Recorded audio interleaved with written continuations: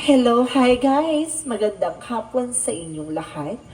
This is Chin Reyes, pamaya sa channel, a faith healer o Zumata reader. So ngayong hapon na to, bigyan natin na nagsabihin sa iyo ng ating mga gabay. So this is weekly gabay for the month of March 15 hanggang March 21 for the sign of Libra. So Libra, welcome to my channel. Ano kayong messages, advices ng spirit guides ang ating masasagap for today's video? Kailan mo kayong energy or kaganapan sa buhay ng mga Libra signs ang ating mahagilap? So guys, this reading is a general reading lamang, hindi lahat makaka-resonate. Kunin lamang po makaka-relate sa inyo and comment down below kung kaninong energy ang ating nasagap. And because don't forget to like and subscribe my channel and hit the notification bell for more videos updated. Kasi maraming salamat po sa mga walang sawang pagsuporta sa aking channel. Lalong-lalo na yung hindi nag-i-skip ng ads. Naway pagpalay kayo na Diyos at may kapal, siksik liglig na gumapaw na biyayang manang balik sa inyo. So guys, let's see what is the messages, advices, and spirit guys ang masasagap natin sa iyo.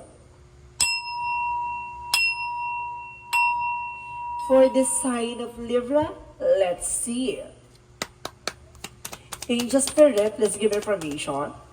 So there's the Queen of Pentacles. So there's a practicality, good sense pagdating sa entrepreneur, pagdating sa business industry or something na negosyo or hanap buhay mo, no? Kumbaga magaling at marunong ka humawak ng finances. So let's see. And because there's a Two of Swords, so there's a decisions, no?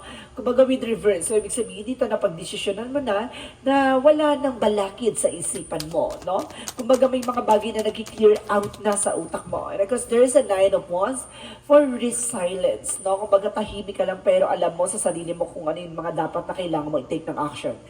No? Kumbaga may gut feeling ko na or something, may decision ka na pangangatawanan mo na. So let's see. And because there's a real silence, so ibig sabihin dito na napakalapit mo na sa success. And because there's an Ace of Cups of pagdating sa love, so love is here. Talaga nga sinasabi sa dito na may darating na bagong pag-ibig. Or may darating na magpapatibok sa pihikang puso mo, no?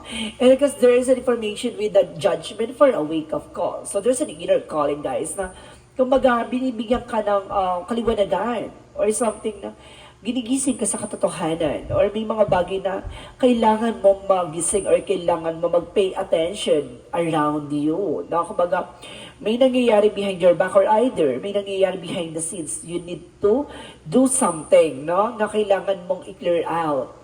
And because there is the Seven of Pentacles for the harvest time, at the end of the time, mag-harvest ka dito, no? Kumbaga, magiging masagana ka dito. Lahat ng mga pinaghirapan at lahat ng mga sakripisyo, lahat ng pagod mo ay maaari may kabayaran. So, let's see what is the Queen of Pentacles. Queen of Pentacles represent the Ten of Pentacles. Wow! So, there's a long-term success and long-term investment. So, maaari may pangmatagalan dito na magdadala sa financial security. No? Kumbaga, ito yung, kumbaga, alam mo kung ano yung pangakawakan mo. No? Marunong kang umawak ng finances, marunong kang umawak ng resource of income. So, it's a good for you. So, let's see what is the Two of Swords in reverse. So, there's a Chariot card. There's a High Priestess. So, there's that hidden agenda or hidden enemies. No more secrets. No? Kumbaga, pagtuklas to at kumbaga mapagdidesisyon mo na yun, yung mga bagay na kailangan mong gawin. No? Kumbaga, alam mo na yung magiging hakbangin mo. No? Kumbaga, there's truth reveal or something na kumbaga naliwanagan ka na or nalaman mo na yung mga bagay na kailangan mo may isa katuparan. So let's see what is the Nine of Wands for the for the Three of Pentacles. So there's an information with the teamwork, no? Collaboration. So ibig sabihin dito, kailangan mo makipag-coordinate, no? Pagdating sa business, trabaho, negosyo, hanap buhay mo. And because kailangan mo makiisa, no? Sa kung ano man yung trabaho mo or negosyo mo. And because there's an Ace of Cups for the Temperance. For this is the perfect timing, no? Kumbaga, nakalahad na para makilala mo at matuklasan mo yung taong para sa'yo, no? Kumbaga, this is the moment, no? Kumbaga, oras na para makilala mo siya. So let's see, what is the judgment for the Seven of Cups. So there's a confusion. No? Kumbaga, nagising ka na sa katotohanan kung ano yung nagpapagulo sa sistema mo or sa eksena mo. Now, let's see what is the Seven of Pentacles. So, there's the Emperor. Now, be mature and not being grounded. Alam mo na kung ano yung panghahawakan mo hanggang dulo. Alam mo na yung, alam mo yung magsiserve sa'yo. So, kumbaga nagkakaroon dito na enlightenment, no?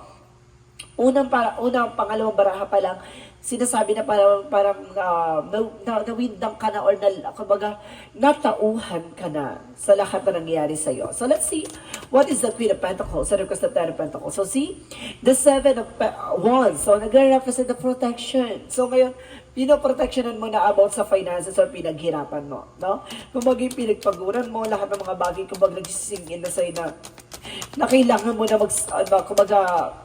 magtabi, mag-savings, no? Pag nag-settle ka, it's a good part na kumbaga alam mo na kung paano mo siya patatakbuhin, no? Kumbaga nagkakaroon ka ng realization and of course, a wake up or inner calling, no? And of course, there's a two, of course, may a partnership, no? Kumbaga ngayon, alam mo na yung mga bagay na dapat mong simulan or dapat mong umpisahan about sa partnership. There's an unconditional love, yes. Pero you need to be a practical, no? Sa mga bagay or decision mo. Kasi there is a secret, so hidden agenda. Yung marami nakatago na hindi mo pa natutuklasan. There's a lot of mysteries. Pero, kumbaga dito ay alam mo yung dapat yung magiging grounds mo about sa partnership. So there's a Nine of Pentacles for a blossoming abundance. Maaaring lumago at lumakas na about sa finances mo, no? Kailangan mo lang maging tahimik, no? Ganon. Pero kasi para hindi ka lapitin ng mga utang, no? Baka maraming mangungutang sa'yo, manghihin na pag alam na may pera ka. So there is a Temperance and the Ace of Cups represent the Hierophant for the lesson learned. And then of course there's a Hierophant for a separation.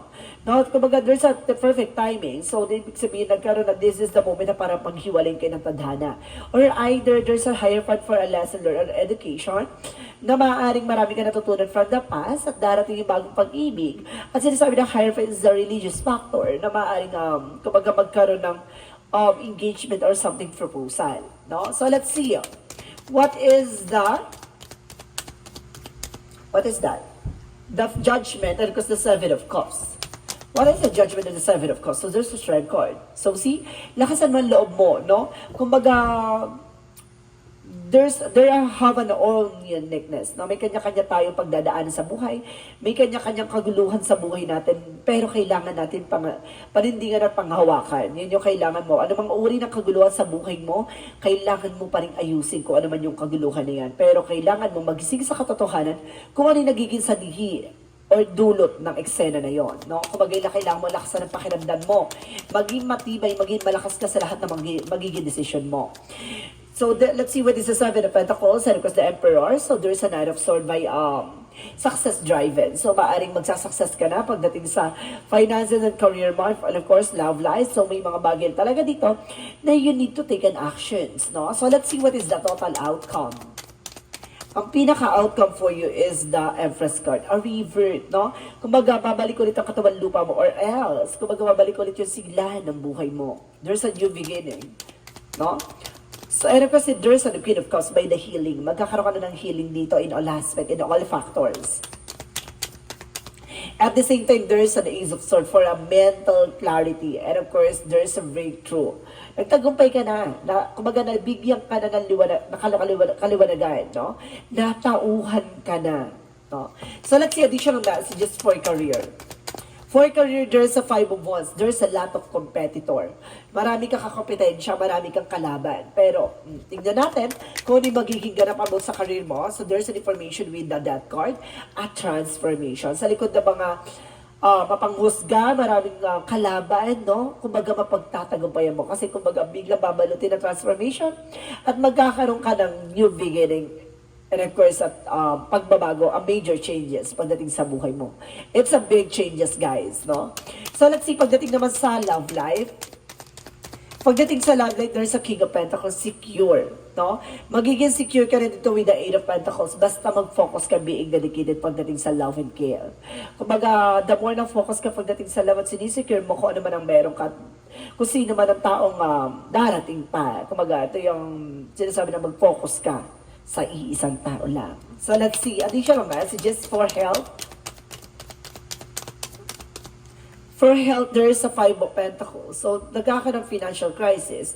And technically, nagkakaroon ng health issues kasi because of stress and anxiety. So, there's a Nine of Wands where slow and steady. And of course, sinasabi dito, unti-unti ka na makaka-recover, no? Kung mawawala na yung stress or something, worries mo and overthinking. So, this is the moment na unti-unti ka na talaga nakaka-recover from your health issues. So, let's see, guys. What is the magical fairy messages for you?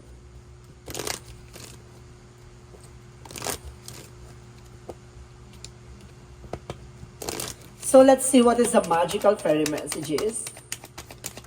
So there's a summer. So this summer season, everything that you're asking for becomes yours in the summertime. So maaari masagutin yung katanungan mo ngayong summer season, and there's a be yourself, no? Maging totoo ka lang sa sarili mo. These situations call for you to be your authentic self, which is the basis of your personal power, no?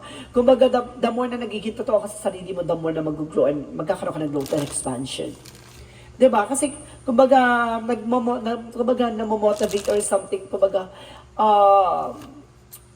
masagana or something na parang iba yung pakiramdam mo. Kaya parang lahat ng mga bagay na gagawa mo, parang mataas ang fighting spirit mo or something na spiritual mo. Kaya siguro nagagawa mo yung mga bagay na yun kapag, diba? Kapag binamahal mo yung sarili mo. No, kailangan tanggapin mo kung ano man na meron ka, even your flaws, kasi yun yung magiging kalakasan mo. No? At the more na malakas ka, the more mo magagawa yung mga bagay na yun. Lahat ng mga bagay na akala mong hindi mo kaya ay magagawa mo. So let's see, what is the yin and yang oracle card?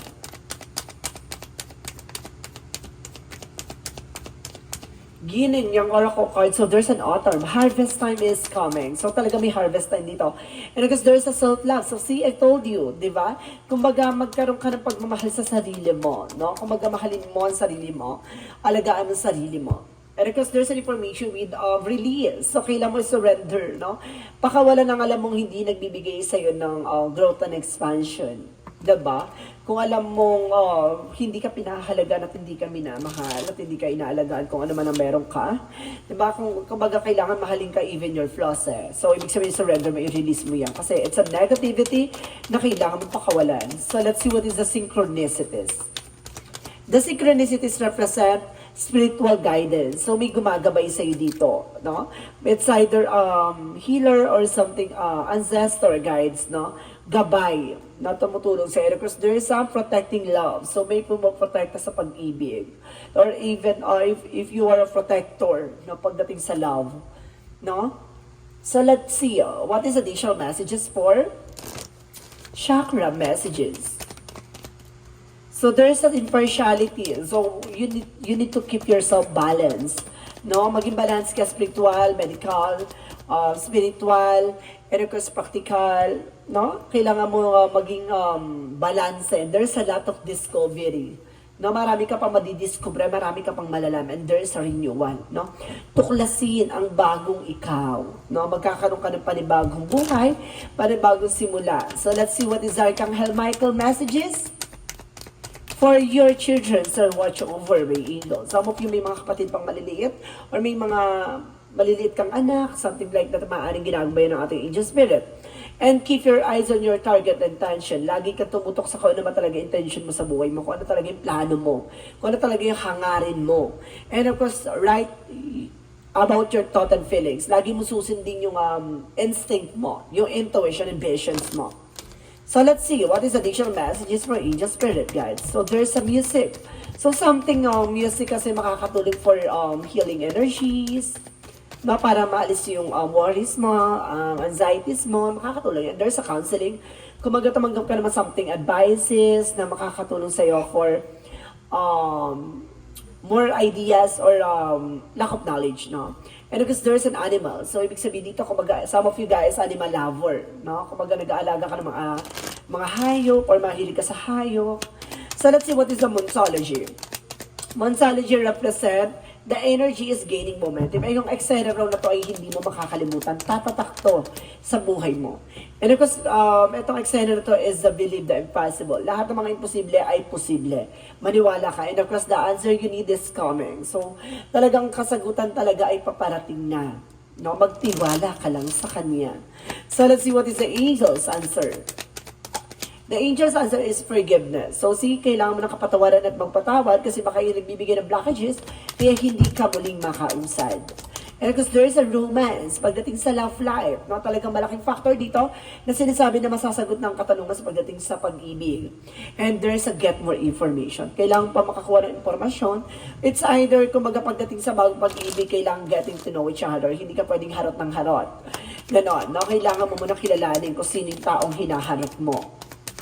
Mamaya, yung pala may sabit yan or something, diba? Kailangan getting to know each other. No? And because you're not for everyone. So, kumbaga, there's a weirdness, no, inside you na, kumbaga, hindi ka para sa lahat. No? Kaya huwag ka magtaka, kumbaga, may mga bagay na naiinis sa'yo or kinaiinisan mo. And because there's an information, all path lead from home, so there's an information na makinig ka sa intuition mo, no? Ibibigay sa'yo ni God kung ano yung mga bagay na para sa'yo. So let's see, what is Archangel Raphael messages? Good night sleep. So ibig sabihin dito kung magsasarap na ang tulog mo. And there's a give us your care, so there's an attention or something, a guidance na tutulungan ka, no, para malaman yung mga bagay o sitwasyon na kakaharapin mo. No? Binibigyan ka na ng senyales. So let's see, what is the energy? What is the energy represent?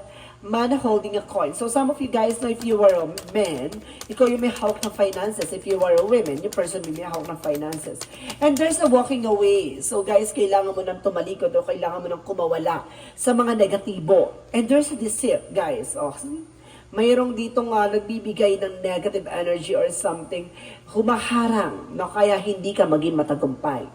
No, kaya wag kang magtaka. Kahit na ang dami mong perang nakakawakan, bakit palabas ng palabas pa rin? Or meron ng kanaiipon pero biglang pasok ng problema. Diyan ka na mag-isip. So let's see, what is additional messages for angel spirit, guys? So there's a discipline. So maaaring kailangan mo ng disiplina. And of course, there's an happiness. So talaga may kaligayahan sa'yo, no? And of course, there's a fear. Alisin mo yung takot at pangamba mo. So let's see, what is additional angel spirit, guys? For messages for angel spirit. So there's a fears for environment. So maaring napapalibutan ka ng toxicities or kailangan mo ng, 'di ba, ng maaliwalas na environment. There's an autumn for harvest time. So maaring talagang may kasaganahan na paparating sa buhay mo. No? And of course, there's a trust. So kailangan mo lang magtiwala at maniwala. And of course, there's a information na problem-solving resolution. So talagang ang kasagutan talaga ng mga problema mo ay parating na. So let's see, what is the Romance Angels? Pagdating sa Romance Angels, nagre-represent to ng playfulness. So, kailangan mo nang humarap. No? Hindi ka pwedeng maging single forever. So, kailangan mo nang humarap. Hindi porket nasaktan ka from the past ay sasaktan ka na in the near future.